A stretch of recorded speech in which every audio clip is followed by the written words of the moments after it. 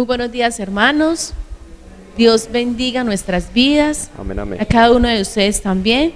Bienvenidos a la casa de Dios. Tiempo sin verlos, pero gloria al Señor, ha protegido nuestras vidas y las vidas de nuestras familias. Amén. Amén, amén.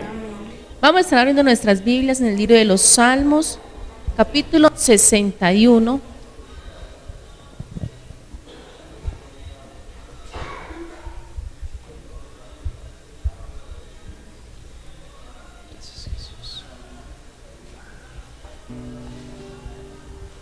Capítulo 61, y este salmo, el salmo de David, dice: confianza en la protección de Dios.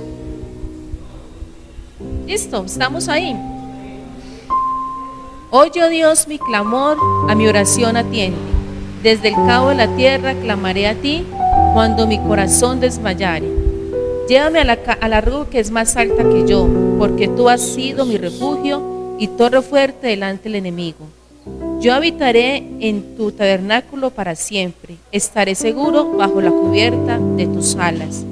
Porque tú, oh Dios, has oído mis votos, me has dado la veredad de los que temen tu nombre.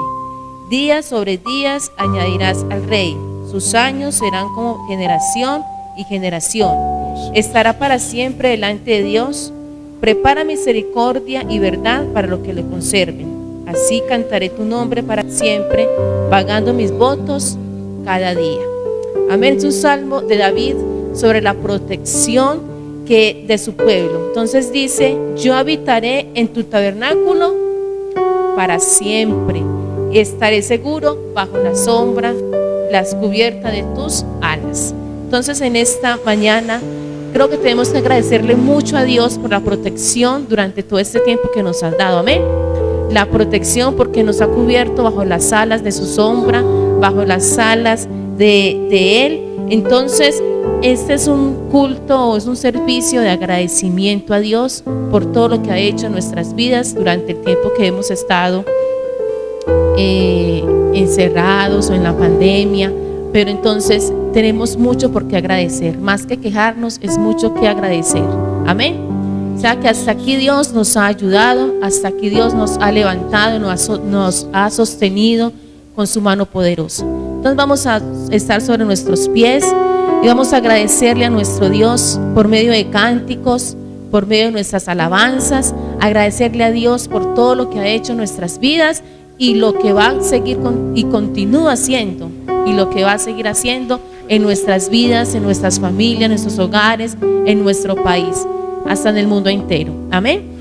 Vamos a estar dispuestos a adorar y a glorificar el nombre de nuestro Dios. Padre, te damos muchas gracias. En esta mañana, Dios mío, bendecimos tu nombre, Señor. En esta mañana, Señor, agradecemos infinitamente, Dios, porque tú has hecho maravillas, Dios mío. Porque tú eres nuestra roca fuerte, Señor. Porque tú eres nuestro refugio, Espíritu Santo de Dios. Padre, gracias, Dios mío, por tu misericordia, Señor. Gracias, Señor, por tu bondad, Padre Celestial. Tenemos por qué agradecerte, Señor. Tenemos por qué adorarte, Espíritu Santo. Porque tú eres grande, Señor. Porque tú eres maravilloso, Dios mío. A ti agradecemos, Señor Jesús de los cielos. Levantamos nuestras manos en acción de gracias, Señor. Levantamos nuestras manos en acción, Señor amado, de agradecimiento ante ti por todo lo que tú has hecho, Señor, por todo lo que tú haces, Señor amado, por tu protección, Señor, por tu poder, Espíritu de Dios. Padre, muchísimas gracias, Espíritu de Dios. Tú eres santo, Dios, y tú eres maravilloso, Espíritu de Dios. Aleluya. Oh, solo tú eres digno, mi Señor. Oh, solo tú eres digno de recibir la gloria, Padre. Solo tú eres digno de recibir la adoración, Señor. Por eso estamos en este lugar, Señor amado, para adorarte, Dios mío, para agradecerte, Señor Jesús, para exaltar tu nombre, Padre Celestial, para bendecir tu nombre, Señor Jesús. Y te damos muchas gracias en el nombre de Jesús, en el nombre de Jesús. Amén y amén. Aleluya. Vamos con nuestras palmas a decir al Señor que somos el pueblo de Dios, pueblo adquirido, nación santa, para anunciar las nuevas. Amén. Vamos con nuestras palmas.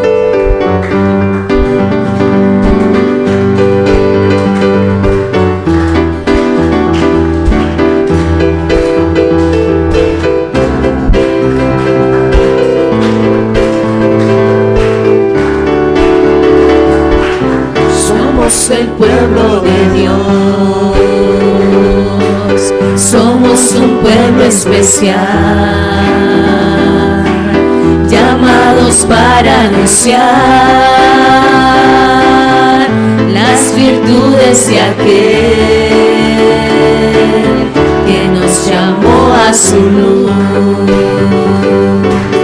Somos el pueblo de Dios, su sangre nos redimió, sí, Dios, y su Espíritu dio para darnos poder y ser testigos de Él, y llevaremos su gloria a cada pueblo y nación,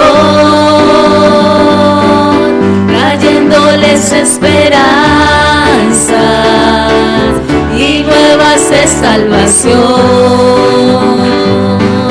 y su amor nos impulsa, no nos podemos callar, anunciaremos al mundo de su amor y verdad. Somos el pueblo de Dios, somos un pueblo especial, llamados para anunciar las virtudes de aquel que nos llamó a su luz. Somos el pueblo de Dios, su sangre nos redimió y su Espíritu dio para darnos poder y ser testigos de Él, y llevaremos su gloria a cada pueblo y nación, trayéndoles esperanzas y nuevas de salvación, y su amor nos impulsa, no nos podemos callar, anunciaremos al mundo de su amor y verdad, y llevaremos su gloria a cada pueblo y nación, trayéndoles esperanzas y nuevas de salvación, y su amor nos impulsa, no nos podemos callar, anunciaremos al mundo de su amor y verdad, anunciaremos al mundo de su amor y verdad, anunciaremos al mundo de su amor y verdad. Oh sí, Dios, oh sí, Espíritu Santo de Dios, anunciaremos, Señor, porque somos tu pueblo escogido, Padre, somos el pueblo, Señor amado tuyo, Padre celestial. A ti te damos muchas gracias, Señor. Bendecimos tu nombre, Señor. Exaltamos tu nombre, Señor amado, porque ¿quién como tú, Señor? ¿Quién como tú, Espíritu Santo de Dios? No hay nadie como tú, Señor. Tú eres magnífico, Dios. Tú eres magnífico, Rey, Padre. Tú vives para siempre, Espíritu Santo. No No hay nadie como tú, Señor. Adora al Señor allí donde te encuentras. Allí, Señor, cerremos nuestros ojos y levantemos nuestras manos y digámosle: Señor, no hay nadie como tú. No hay nadie como tú, Señor Jesús. No hay nadie como tú, amado Dios. Por eso te adoramos, Señor. Por eso exaltamos tu nombre, Espíritu de Dios. Qué bello es estar en tu presencia, Señor. Qué bello es contemplar tu hermosura, Señor amado. Exaltar tu nombre, Señor Jesús. Aleluya. Gracias, Señor. Oh, sí, Dios, dile, Señor Jesús. Como Él,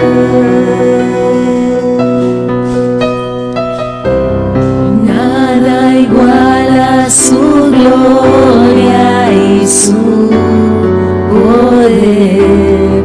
Grande es tu amor,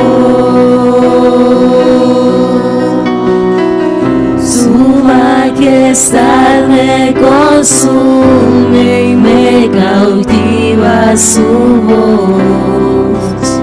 Cielo y tierra cantan, santo es el Señor.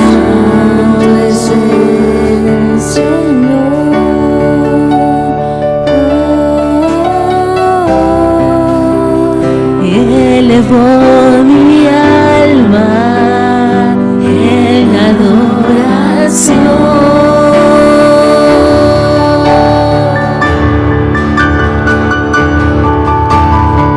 Su gloria llena el universo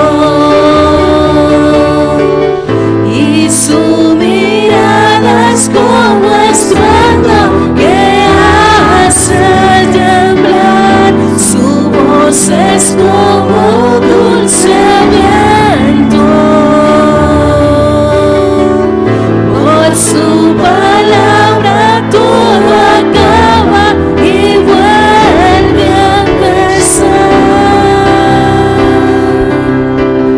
Sí, Dios. Sí, Dios.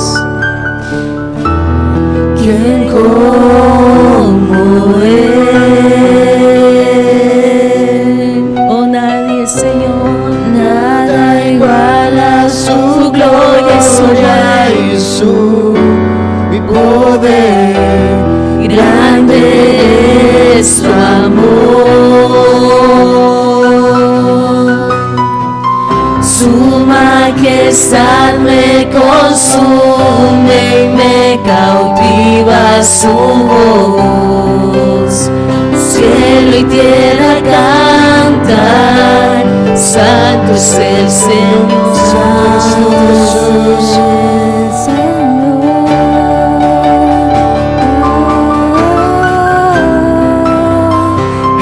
Elevó mi alma en adoración.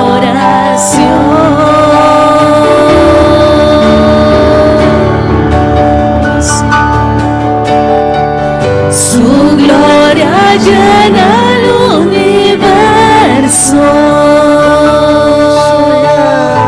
y su mirada es como estruendo que hace temblar. Su voz es como dulce viento. Por su palabra todo acaba y vuelve a empezar. Sí, Dios. Oh, sí, Espíritu Santo. Dile su gloria. Oh, sí, Espíritu de Dios. Oh, sí. Solo tú eres santo, Señor. Solo tú eres digno, amado Jesús. ¿Quién como tú, Señor amado? Oh, santo eres mi Rey.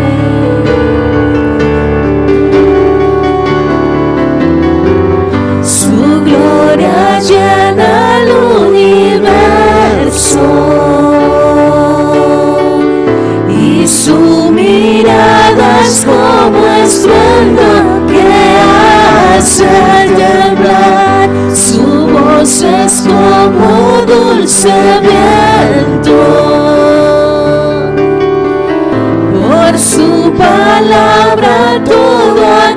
acaba y vuelve a empezar.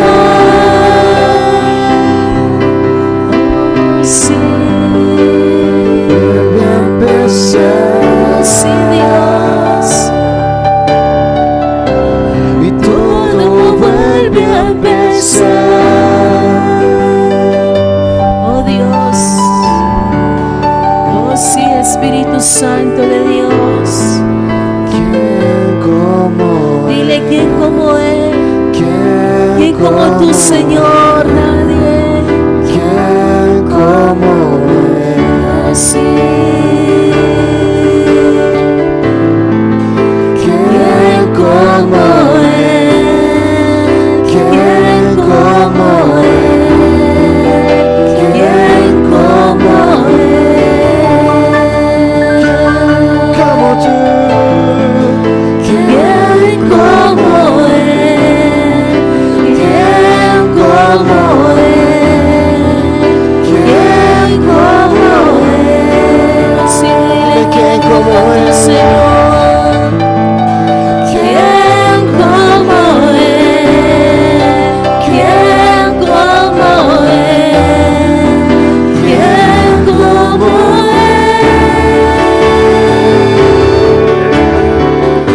Su gloria llena el universo y su mirada es como estruendo que hace temblar. Su voz es como dulce viento. Por su palabra todo acaba y vuelve a empezar.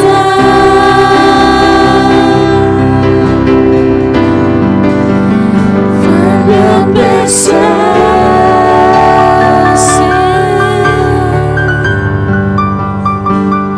Oh sí, Dios.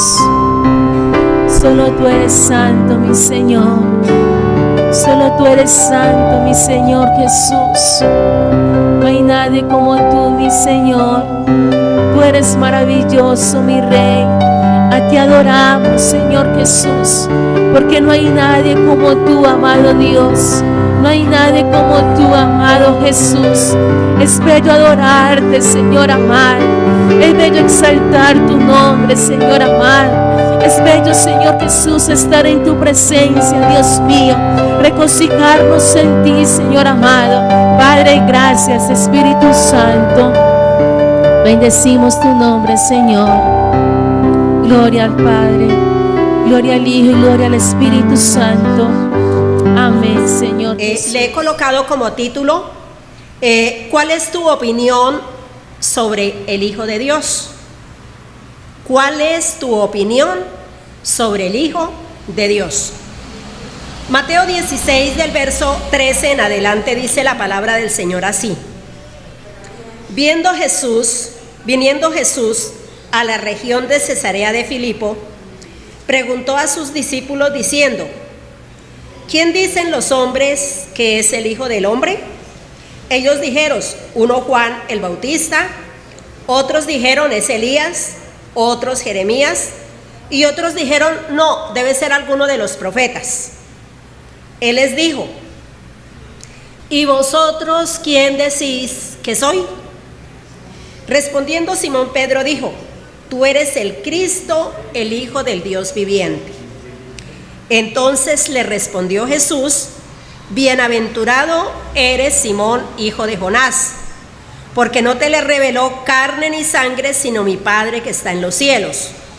Y yo también te digo que tú eres Pedro, y sobre esta roca edificaré mi iglesia, y las puertas del Hades no prevalecerán contra ella.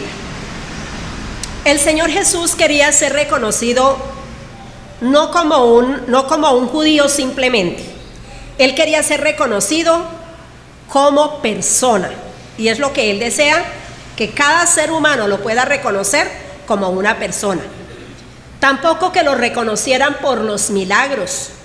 Jesús quería quitar todo concepto que los judíos, en este caso los discípulos, tenían, y todas aquellas personas que le podían escuchar cuando venían a atender su enseñanza, El Señor quería ir desmontando todos aquel costumbrismo, aquella religiosidad, y quería que lo conocieran a Él como persona. Es decir, aunque Dios se había revelado en el Antiguo Testamento como una persona, pero lastimosamente al paso del tiempo se había convertido en una tradición.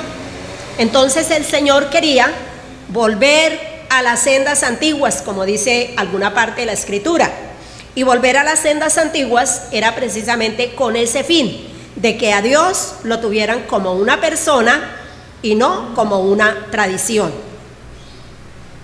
Quería también que no tuvieran duda respecto a su persona y a su obra. Así que estamos en este momento, el Señor está en el Monte Hermón y hace una pregunta como parte del proceso de aprendizaje.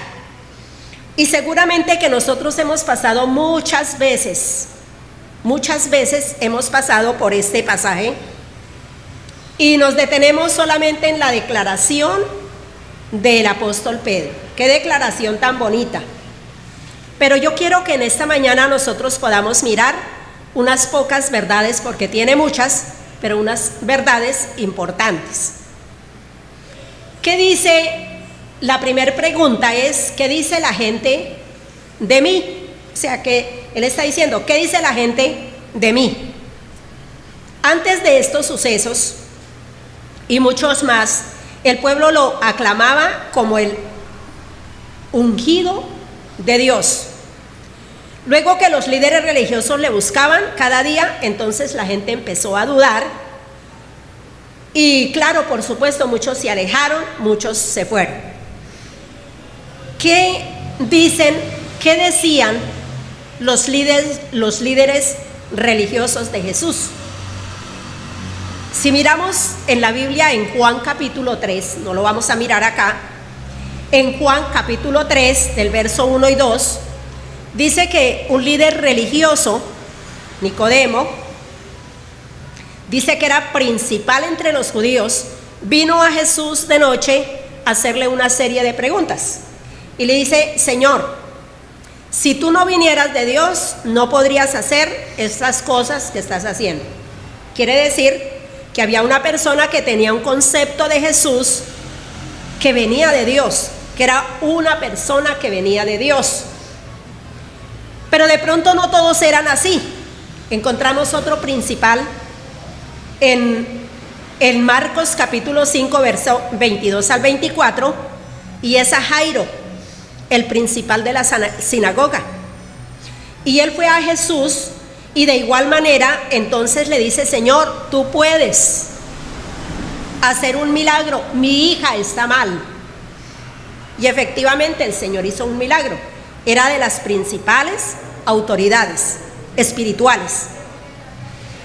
Esto nos hace a nosotros pensar que no todas las autoridades espirituales pensaban mal de Jesús. Habían autoridades espirituales que pensaban bien de Jesús, pero ellos tenían mucho temor y mucho miedo al que dirán, a la opinión de las demás personas. Entonces tenían muchos de estos temores en sus vidas. En Marcos capítulo 7, el verso 1 al 6, encontramos líderes religiosos como fueron los fariseos, que andaban expiando a Jesús con el propósito de acusarle. Ese era el fin de ellos, acusar a Jesús. Pero ¿qué decían los políticos? Encontramos en Marcos capítulo 6 del verso 14 al 18 que Herodes rumoraba, cuando escuchó hablar de Jesús, él rumoraba, él pensaba, y eso se movió. Ustedes saben que si lo dice el presidente, rápido se riega, o las malas noticias se riegan rápido. Él pensaba que era Juan el Bautista que se había levantado de los muertos. Y claro, él tenía una conciencia muy cargada, porque recordemos que él mandó matar a Juan el Bautista porque Juan lo reprendía porque tenía la esposa de su hermano. Entonces, su conciencia estaba cargada. Me imagino que en las noches no podía dormir, porque así es, cuando tenemos algo, no nos deja dormir, a menos que la conciencia se haya cauterizado, y entonces despertaba y se acordaba de Juan el Bautista. Así que cuando escuchó hablar de Jesús, esto fue lo que él pensó, que Jesús había resucitado de los muertos. Esto era lo que decían, Marcos 6, 14 al 18. De igual manera, ¿qué pensaban otras personas? El texto lo dice. Unos decían, es Juan el Bautista. Otros decían, es Elías que resucitó. Otros decían, es Jeremías. Y otros decían, es alguno de los profetas. Quiere decir que había una cantidad de opiniones, diversas opiniones de parte del pueblo. Eso no fue solamente de la época de Jesús, sino eso también tiene que ver con nuestra época, con nuestro tiempo. La gente tenía ideas confusas. Unos pensaban que era Jesús el Mesías, pero otros pensaban cualquier otra cosa. En segundo lugar, el Señor hace la otra pregunta, y esa es más directa. Esta pregunta fue como una flecha puesta en el blanco, porque la primera era, ¿qué han escuchado ustedes de que la gente dice de mí? Pero la segunda dice, ¿y ustedes qué dicen? ¿Qué piensan ustedes de mí? Nosotros sabemos la respuesta de Pedro, una respuesta muy importante, pero ¿usted ha pensado qué dijeron los otros discípulos? ¿Por qué siempre hablaba Pedro? Bien dicen que la persona que más habla es la que más errores comete. Y seguramente que los otros ninguno se atrevía. Mire que muchas veces ocurre eso. En una reunión se hace una pregunta y a veces qué difícil que alguien la conteste. Y a veces hasta la puede saber. Pero los otros discípulos no dijeron nada, se quedaron callados. Pero Pedro tomó la vocería y él dijo, tú eres el Hijo del Dios viviente. Yo creo que cuando Pedro, él expresa o se expresa de esta manera, él no lo hizo para darse a reconocer ante sus compañeros, él no lo hizo para que Jesús lo tuviera en el primer lugar, él lo hizo, y esta parte es muy importante, por la convicción que había en su corazón.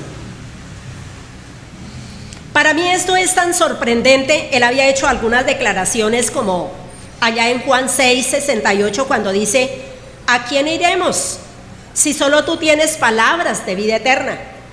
Así que él había mencionado en varias ocasiones cosas certeras acerca de Jesús. Pero en esta ocasión, claro, tenía el conocimiento, pero en esta ocasión fue algo tan especial que seguramente que también él marcó a sus compañeros.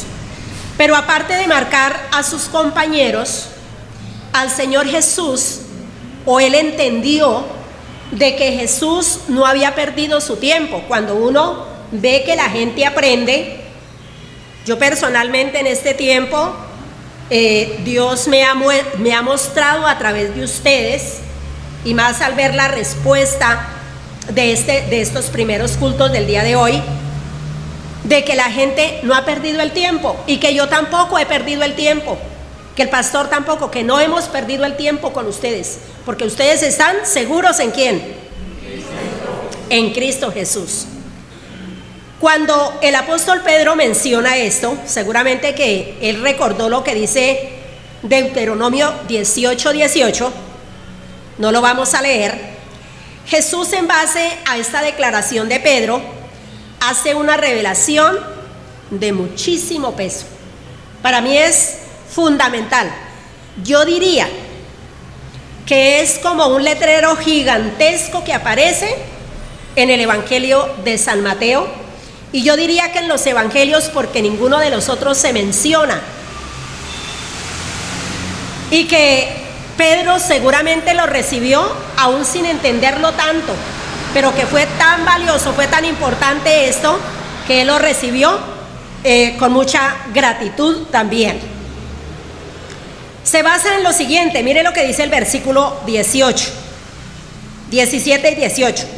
Bienaventurado eres Simón, hijo de Jonás, porque no te lo ha revelado carne ni sangre, sino mi Padre que está en los cielos. Observe eso. Él entiende que esa revelación venía de parte de Dios. Por eso ahora decía, es como un letrero gigantesco. Y mira el verso 18. En base a esa declaración de Pedro, el verso 18 dice: yo también te digo que tú eres Pedro, y sobre esta roca edificaré mi iglesia, y las puertas del infierno no prevalecerán contra ella. Quiero mencionar acá 2, 3 cositas. Primero, en el momento describe la iglesia. Ninguno de los evangelios menciona más la iglesia. Es el único evangelio, y es en esta parte, donde él menciona la iglesia. Hay que reconocer que en griego la palabra eclesia es asamblea. Y ellos, esos 12, ya estaban formando parte de esa asamblea, pero posiblemente sabían, como de pronto nosotros, yo pertenezco a tal grupo, pero de ahí no pasa.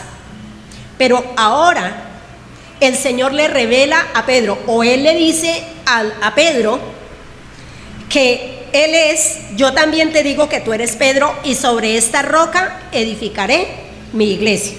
Bueno, no vamos a entrar a la controversia que tienen muchos ahí de esta parte.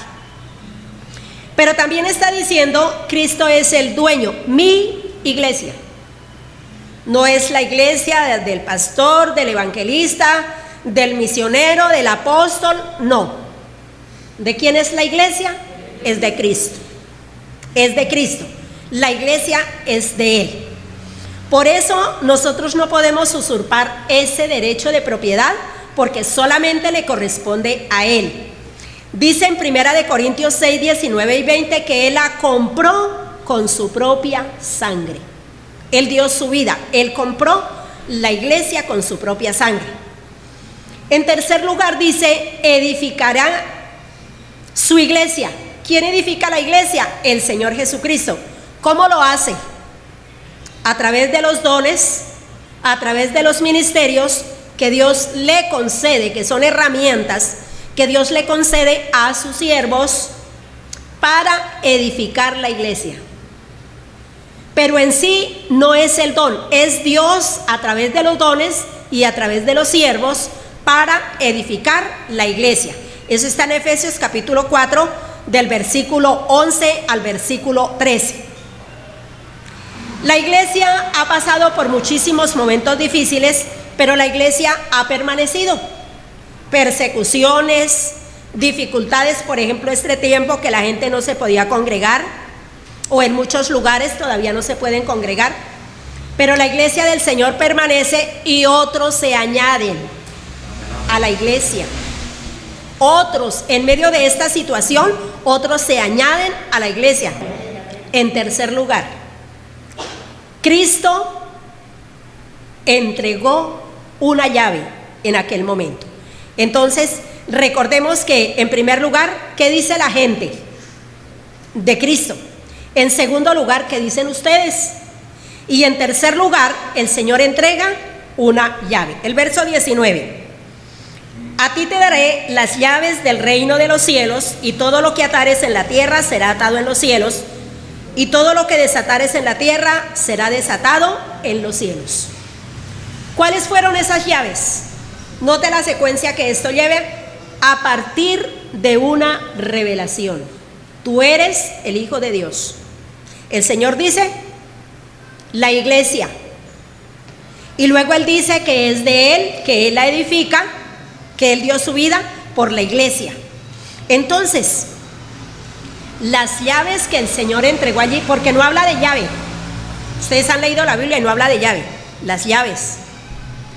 Las llaves que el Señor entregó allí, bueno, hay conceptos de la iglesia popular, hay iglesias de algunos de la Edad Media, muchas ideas hay que no vamos a entrar en detalle.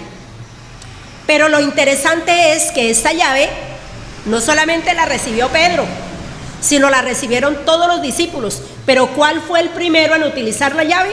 Fue Pedro. El día de Pentecostés, cuando el Espíritu Santo descendió, cuando fueron llenos y llegaron allí todos los curiosos para ver qué era lo que estaba pasando, porque se escuchaba que hablaban lenguas, o mejor, que hablaban idiomas, los idiomas, porque recordemos que ese día era el día de Pentecostés, cuando venían los judíos de todas partes donde habían sido ya dispersos. Y llegaron allí a Jerusalén para esa festividad de Pentecostés. Y la noticia se regó de inmediato. Allá en el aposento alto está ocurriendo algo, no sabemos qué será, pero está ocurriendo algo. Y seguramente que muchísimos curiosos llegaron a ese lugar. Y allí el apóstol Pedro, al ver esa oportunidad, ¿él qué hace? No puedo decir que cogió la Biblia, porque realmente él no tenía Biblia.